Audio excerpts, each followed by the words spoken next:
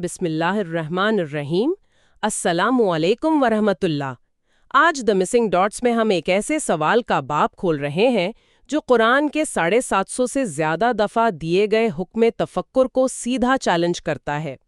اگر قرآن جیزس علیہ السلام پر نازل ہونے والی انجیل کا ذکر کرتا ہے تو پھر وہ کون سی کتاب تھی، جبکہ کرسچن ہسٹری خود کہتی ہے کہ جیزس کو کوئی لکھی ہوئی کتاب نہیں دی گئی اور بائبل کی تدوین ان کے 70 سال بعد شروع ہوئی۔ آج ہم اس نازک مقام پر کھڑے ہو کر دیکھتے ہیں کہ جب کرسچنز اپنے ہسٹوریکل کلیمز پیش کرتے ہیں، جب ایتھیسٹ اور ایکس مسلمز اس موضوع کو اپنے انداز میں سوال کرتے ہیں، اور جب مختلف اسلامی فرقے انجیل کی حقیقت کو اپنی اپنی روایت سے سمجھاتے ہیں، تو پھر قرآنی بیان کو کیسے سمجھا جائے؟ یہ ایپیسوڈ ایک علمی سفر ہے، تاریخی، تفسیری، عقیدی اور تنقیدی، جہاں ہم 100 ٹیبو اور کرٹیکل سوالوں کے ذریعے جانچ کریں گے کہ پرانے اور جدید مسلم علماء نے ان اعتراضات کا جواب کیسے دیا، کس دلیل پر کھڑے ہیں اور کس منبع سے اپنی بات کو ثابت کرتے ہیں۔ آج ہم صرف سوال نہیں پوچھ رہے، ہم قرآن کے حکم کے مطابق سوچ رہے ہیں، غور کر رہے ہیں اور وہ ڈاٹس جوڑنے کی کوشش کر رہے ہیں جو صدیوں سے الگ الگ روایتوں میں بکھر گئے۔ بسم اللہ۔ خیر، یہ واقعی بہت گہرا سفر ہے، اور آپ دیکھیں اس کی بنیاد ہی ایک بہت بڑے تاریخی فرق پر کھڑی ہے۔ ایک طرف اسلامی بیان ہے، جہاں مثال کے طور پر سورہ المائدہ میں تسلسل کے ساتھ ذکر آتا ہے کہ اللہ نے جیزس کو انجیل دی اور اسے ہدایت اور نور کہا۔ صحیح، لیکن جب ہم دوسری طرف دیکھتے ہیں، میرا مطلب ہے فرسٹ سینچری کی جو سیکولر ہسٹری ہے یا خود آرتھوڈاکس کرسچن ایکڈیمک تاریخ کو پڑھتے ہیں، وہاں تو اس بات پر اجماع ہے کہ جیزس نے اپنی زندگی میں کبھی قلم ہی نہیں اٹھایا۔ جی بالکل، انہوں نے کوئی دستاویز یا کوئی فزیکل کتاب نہیں لکھی تھی۔ تو پھر یہاں ایک واضح لاجیکل کانٹرڈکشن سامنے آتا ہے نا۔ ایک عام قاری جب لفظ کتاب پڑھتا ہے تو اس کے ذہن میں فوراً کاغذ اور سیاہی کا تصور آتا ہے۔ ہاں، یہ ایک بہت عام تصور ہے۔ اگر سیکولر ہسٹری اور خود کرسچن روایات یہ کہہ رہی ہیں کہ کوئی فزیکل دستاویز تھی ہی نہیں، تو پھر قرآن کس چیز کا حوالہ دے رہا ہے؟ کیونکہ جو گاسپلز آج موجود ہے، تاریخ بتاتی ہے کہ یہ تو جیزس کے دنیا سے جانے کے 40 سے 70 سال بعد لکھی گئیں، اور وہ بھی گریک زبان میں، جبکہ جیزس تو ایرامیک بولتے تھے۔ دیکھیں، اصل میں اس مسئلے کی گہرائی کو سمجھنے کے لیے ہمیں فرسٹ سینچری کے یہودی ماحول میں جانا ہوگا۔ اس وقت کے معاشرے میں علم کتابوں سے زیادہ سینہ با سینہ یعنی زبانی روایتوں کے ذریعے سفر کرتا تھا۔ اچھا، یعنی اورل ٹریڈیشن پر زیادہ انحصار تھا۔ بالکل، اور جہاں تک کرسچنز کے اپنے عقیدے کی بات ہے نا، تو ان کے نزدیک جیزس کا کوئی کتاب لکھنا ضروری ہی نہیں تھا۔ وہ جیزس کو خدا کا لفظ یعنی لوگوس تصور کرتے ہیں۔ ان کا ماننا ہے کہ جب پیغام دینے والا خود اس پیغام کا عملی نمونہ بن کر موجود ہو تو کسی لکھی ہوئی متن کی ضرورت نہیں رہتی۔ یہ پوائنٹ تو کافی ویلڈ لگتا ہے ان کے پرسپیکٹیو سے۔ صحیح کہہ رہی ہیں آپ۔ یہاں تک کہ اگر ہم کرسچینٹی کے سب سے قدیم تحریریں دیکھیں، جیسے پال کے خطوط جو 50 AD کے آس پاس لکھے گئے، ان میں بھی کسی ایسی آسمانی کتاب کا ذکر نہیں ملتا جو فزیکلی جیزس کو دی گئی ہو۔ خیر، اگر ہم تھوڑی دیر کے لیے اس کرسچن روایت کو ایک طرف رکھتے ہیں اور واپس اپنی اسلامی روایت پر آئیں، تو کلاسیکل مسلم علماء نے اس تاریخی حقیقت کا سامنا کیسے کیا؟ اگر انہیں پتا تھا کہ کوئی باؤنڈ بک تھی ہی نہیں، تو انہوں نے لفظ کتاب کی تفسیر کیسے کی؟ یہ بہت دلچسپ سوال ہے۔ کلاسیکل علماء جیسے امام طبری یا ابن کثیر اس بات کو بہت مختلف زاویے سے دیکھتے تھے۔ ان کے نزدیک قرآن جب کتاب کا لفظ استعمال کرتا ہے تو اس کا مطلب لازمی طور پر کاغذ کے صفحات نہیں ہوتا۔ ان علماء نے اسے وحی کے مفہوم میں سمجھا۔ یعنی انجیل دراصل وہ زبانی وحی تھی جو جیزس کے قلب پر نازل ہوئی؟ جی ہاں، بالکل، وہ زبانی پیغام ہی تھا جو انہوں نے اپنی قوم کے سامنے پیش کیا۔ اچھا، یعنی ہم یہ کہہ سکتے ہیں کہ جس طرح قرآن کا اپنا نزول شروع میں پیورلی زبانی تھا، اور قرآن لفظ کا اپنا مطلب بھی پڑھی جانے والی چیز ہے، ویسے ہی کتاب کا مفہوم ایک زبانی پیغام تھا۔ لیکن یہاں ایک مشکل کھڑی ہوتی ہے نا۔ کیسی مشکل؟ اگر انجیل صرف ایک زبانی پیغام تھا جو صدیوں تک سینہ بسینہ چلتا رہا، تو پھر اس مشہور اسلامی دعوے کا کیا بنتا ہے کہ ٹیکسٹ میں تحریف یعنی الفاظ میں تبدیلی کی گئی ہے؟ آپ ایک ایسی چیز کو کیسے آلٹر کر سکتے ہیں جو فزیکل فارم میں ایگزسٹ ہی نہیں کرتی تھی؟ یہ وہ مقام ہے جہاں اسلامک اسکالرشپ میں وقت کے ساتھ ایک بہت اہم تبدیلی آئی۔ دیکھیں، شروعاتی دور میں جب علماء تحریف کا ذکر کرتے تھے تو ان کا اشارہ زیادہ تر تحریف المعنوی کی طرف ہوتا تھا۔ تحریف المعنوی سے آپ کی مراد مفہوم کی تبدیلی ہے؟ جی ہاں، اس کا مطلب ہے کہ متن کے الفاظ نہیں بدلے گئے بلکہ اس کی تفسیر یا اس کا مطلب غلط بیان کیا گیا۔ مثال کے طور پر اگر انجیل میں جیزس کے لیے روحانی معنوں میں بیٹا کا لفظ استعمال ہوا تو لوگوں نے اسے لٹرل یعنی حقیقی معنوں میں لے لیا۔ میں سمجھ رہی ہوں۔ تو یہ مفہوم کی تحریف تھی، الفاظ کی نہیں؟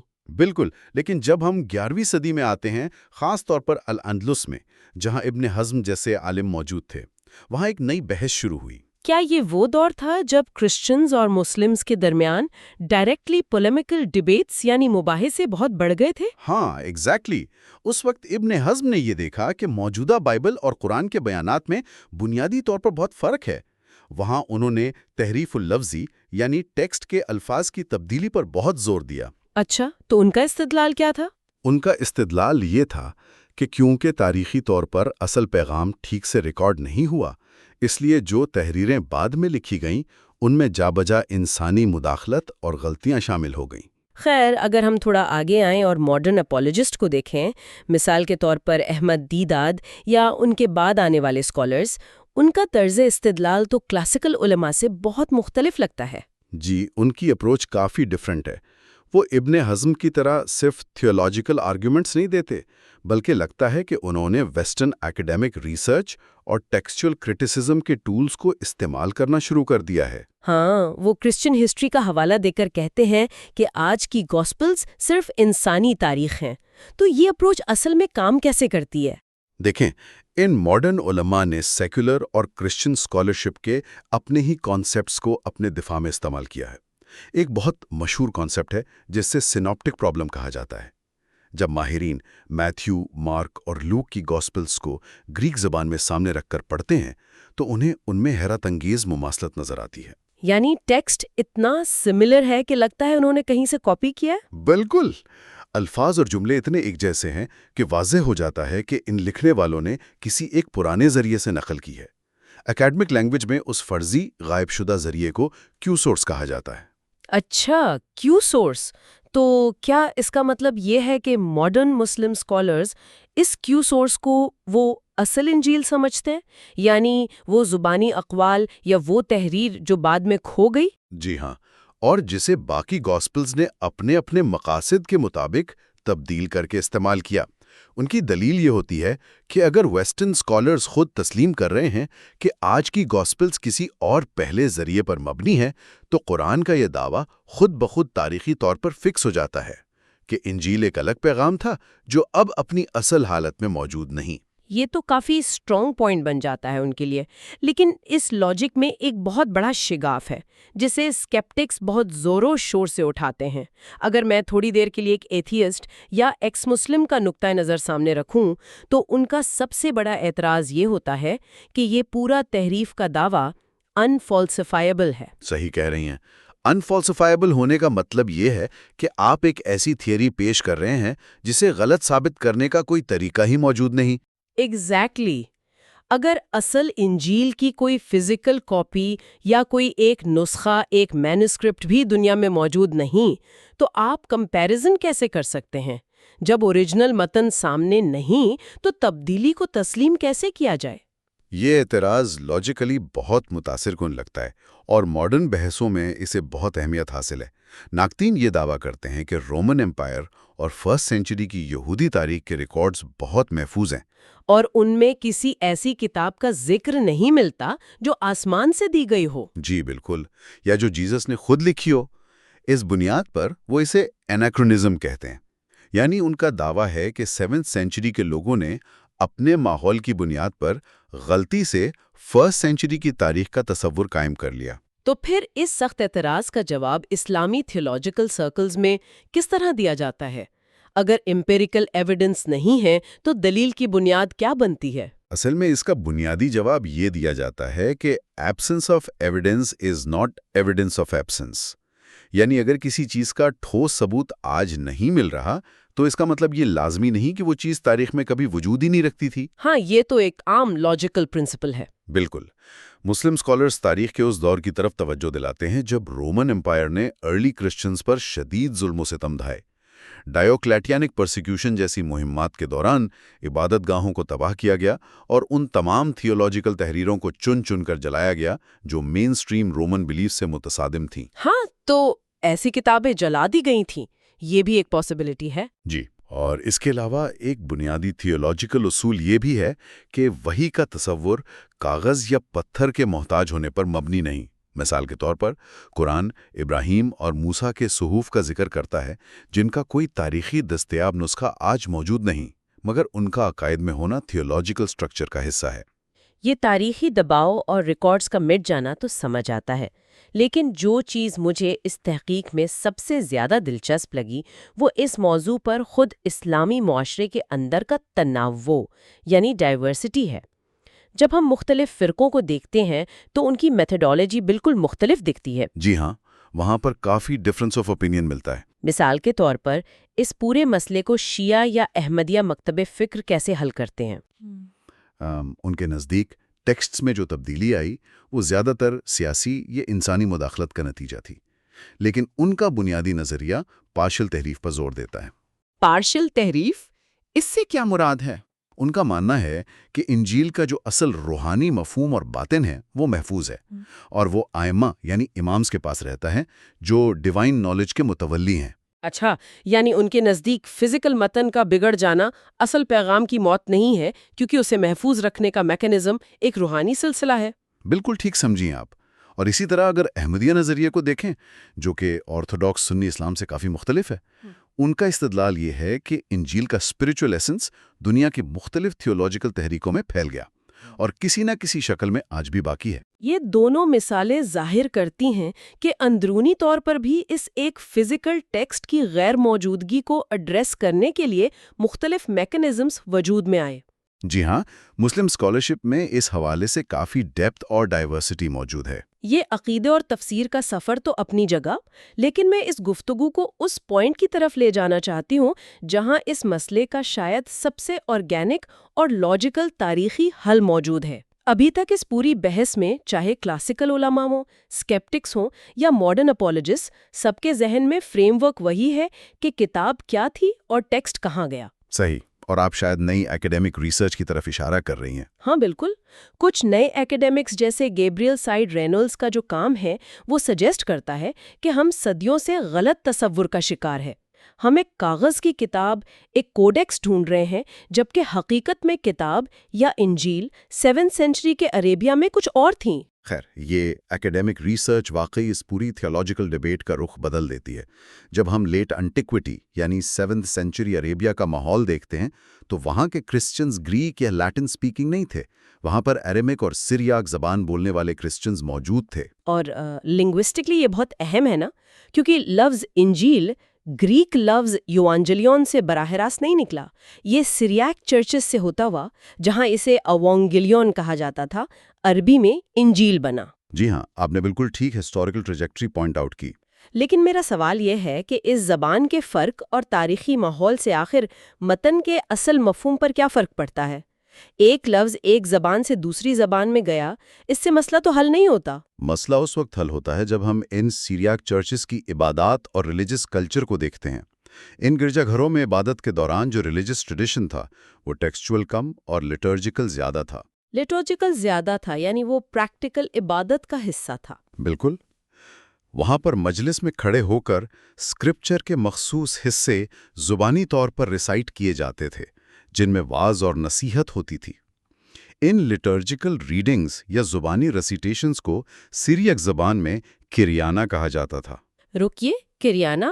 یہ تو لنگوسٹکلی سیدھا قرآن کے روٹ ورڈ سے مل رہا ہے۔ سبحان اللہ، آپ نے لنک پکڑ لیا۔ ہاں، کیونکہ قرآن کا اپنا مفہوم بھی تو پڑھی جانے والی یا ریسائٹ کی جانے والی کتاب ہے۔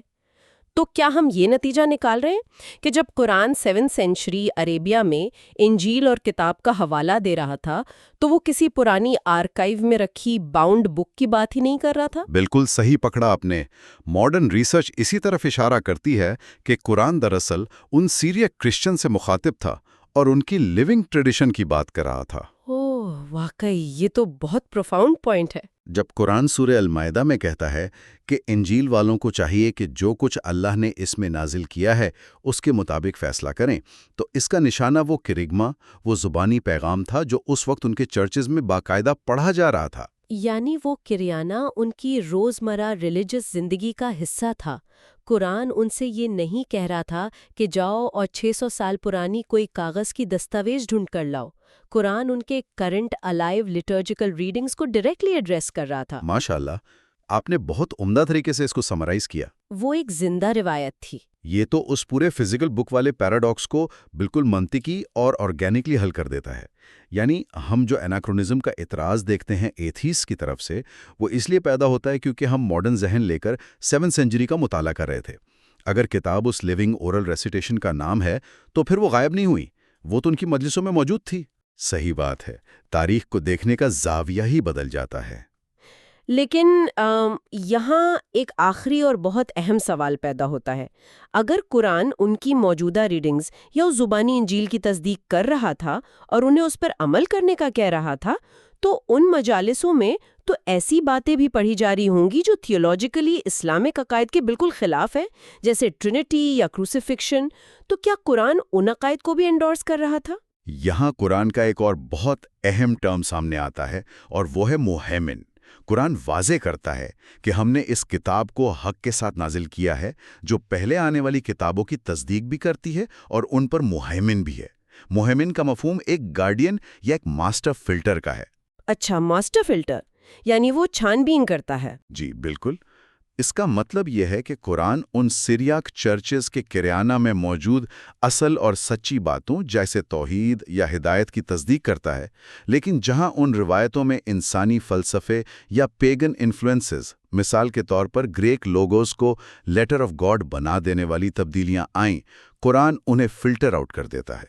वो बताता है कि जीसस अल्लाह के एक कुन थे, खुदा नहीं। सही, यानी ये एक कसौटी है जो ना सिर्फ तस्दीक करती है बल्कि मतन या रिवायत की प्योरिटी को वापस उसके ओरिजिनल फॉर्म में ले आती है। अल्हम्दुलिल्लाह, बिल्कुल ऐसा ही है। आज इस गुफ्तगू में जो हमने तारीखी, थियोलॉजिकल और लिंग्विस्टिक एविडेंस को जोड़कर देखा है, इसने दरअसल लफ्ज़ किताब के मुतालिक हमारी पूरी मेथोडोलॉजी को हिला कर रख दिया है।